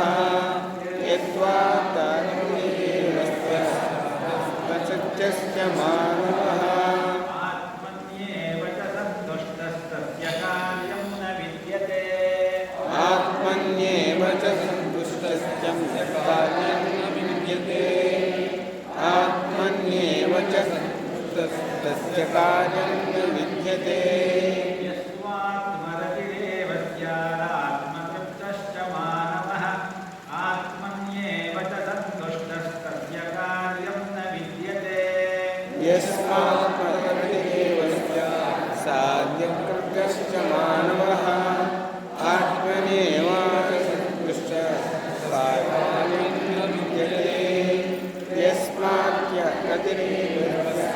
साध्यकृत्यश्च मानवः आत्मन्यैव सन्तुष्टः अन्यत्कार्ये च विद्यते नैव तस्य कृता कृतेनार्थो न कृतेनेह कश्चन नैव तस्य कृतेनातो नाकृतेनस्य कश्चन नैव तस्य कृतेनातो नाकृतेनेह कश्चन न चास्य सर्वभूतेषु कश्चिदर्थव्यपाश्रयः न चास्य सर्वभूतेषु कश्चिदर्थव्यपाश्रयः न चास्य सर्वभूतेषु कश्चिदर्थव्यपाश्रयः नैव तस्य कृतेनार्थो न कृतेनेह कश्चन न चास्य सर्वभूतेषु कश्चिदर्थव्यपाश्रयः नैव तस्य कृतेनार्थो नाकृतेनेह कश्चन न चास्य सर्वभूतेषु कश्चिदर्थव्यपाश्रयः नैव तस्य कृतेनार्थो नाकृतेनस्य कश्चन न चास्य सर्वभूतेषु कश्चिदर्थव्यपाश्रयः तस्मादसक्तः सततं कार्यं कर्म समाचर तस्मादसक्तः सततं कार्यं कर्म समाचर तस्मादसक्तः सततं कार्यं कर्म समाचरः असक्तो ह्याचरं कर्म परमाप्नोति पूरुषः असक्तो ह्याचरन् कर्म परमाप्नोति पूरुषः असक्तो ह्याचरन् कर्म परमाप्नोति पूरुषः तस्मादसक्तः सततं कार्यं कर्म समाचर असक्तो ह्याचरं कर्म परमाप्नोति पूरुषः तस्मादसक्तः कार्यं कर्म समाचरः असक्तो ह्याचरन् कर्म परमाप्नोति पूरुषः तस्मादसक्तः कार्यं कर्म समाचरः असक्तो ह्याचरन् कर्म परमाप्नोति पूरुषः कर्मणैव हि संसिद्धिमास्थिता जनकादयः कर्मणैव हि सिद्ध्यन्ति स्थिता जनकादयः कर्मणैव हि संसिद्धिमास्थिता जनकादयः लोकसङ्ग्रहमेवापि सम्पश्यन् कर्तुमर्हति लोकसङ्ग्रहमेवापि सम्पश्यत कर्मसि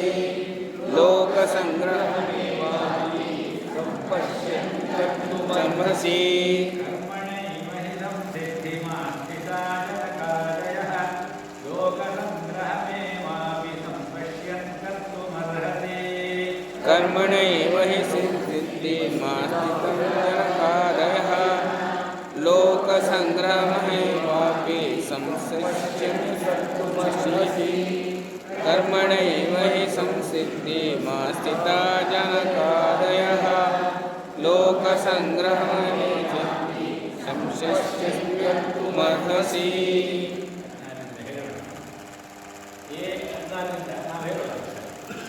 एवं प्रवर्तितं चक्रं नातुमर्त्यस्य अघायन्द्रिया मोहं पार्थ स जीवति यस्मात् परमेव मानवः आत्मनैव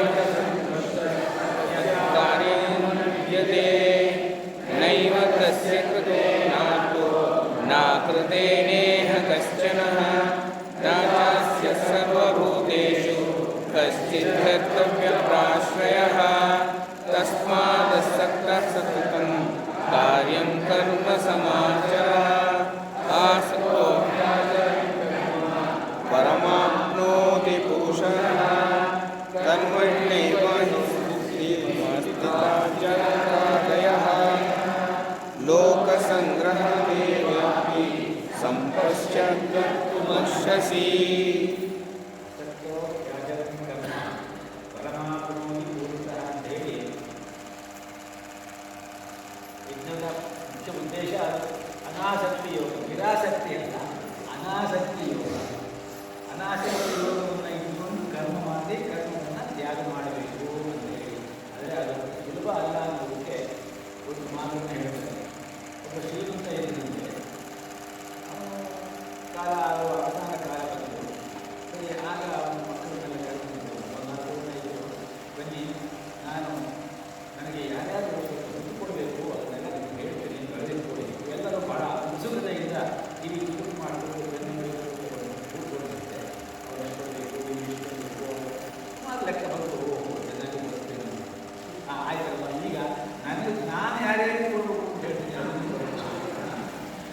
ಅವರ ಮಕ್ಕಳೆಲ್ಲ ನಿಮ್ಮ ಮಕ್ಕಳಿಗೆ ಬುದ್ಧಿಸ್ತಿಂದ ಇಲ್ಲ, ವಯಸ್ಸಾಯಿತು, ಹೋಗಡೆ ಮಾಡಿದ್ದೀವಿ. ಕೊಡೋದು ಅನಾಸಕ್ತಿ ಯೋಗ ಅಲ್ಲ, ಸುಲಭ ಅಲ್ಲ. ಓಂ ಪೂರ್ಣಮದಂ ಪೂರ್ಣಮಿದಂ ಪೂರ್ಣಾತ್ ಪೂರ್ಣಮುದಚ್ಯತೆ